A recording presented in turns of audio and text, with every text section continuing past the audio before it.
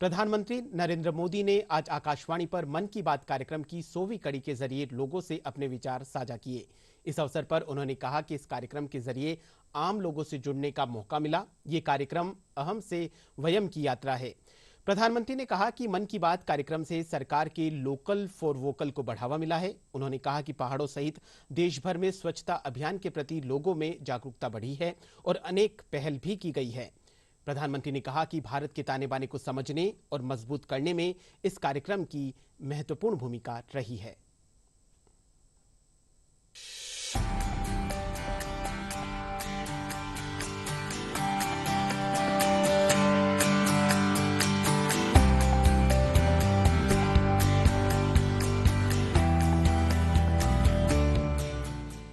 मेरे प्यारे देशवासियों, इस कार्यक्रम ने मुझे कभी भी आपसे दूर नहीं होने दिया।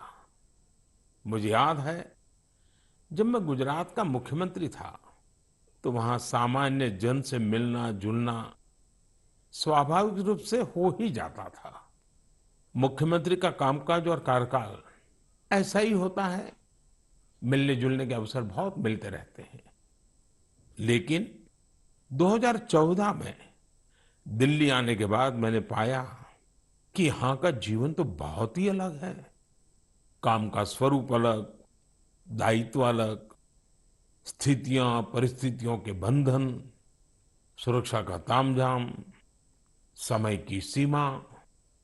शुरुआती दिनों में कुछ अलग महसूस करता था, खाली खाली सा महसूस करता था। 50 साल पहले मैंने अपना घर इसलिए नहीं छोड़ा था कि एक दिन अपने ही देश के लोगों से संपर्क ही मुश्किल हो जाएगा। जो देशवासी मेरा सब कुछ है, मैं उनसे ही कट करके जी नहीं सकता था। मन की बात ने मुझे इस चुनौती का समाधान दिया, सामान्य मानवी से जुड़ने का रास्ता दिया।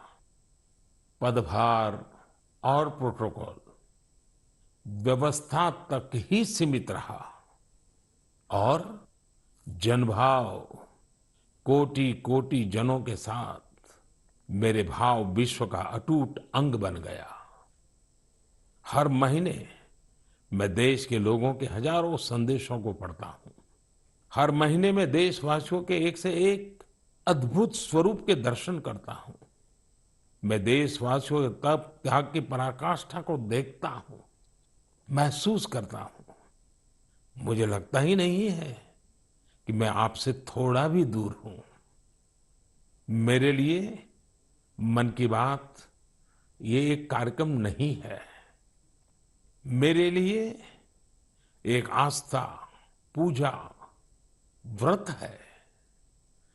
जैसे लोग ईश्वर की पूजा करने जाते हैं तो प्रसाद की थाल लाते हैं, मेरे लिए मन की बात ईश्वर रूपी जनता जनार्दन के चरणों में प्रसाद की थाल की तरह है।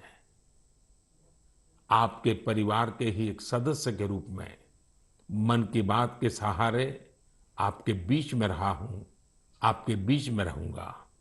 अगले महीने हम एक बार फिर मिलेंगे, फिर से नए विषयों और नई जानकारियों के साथ देशवासियों की सफलताओं को सेलिब्रेट करेंगे।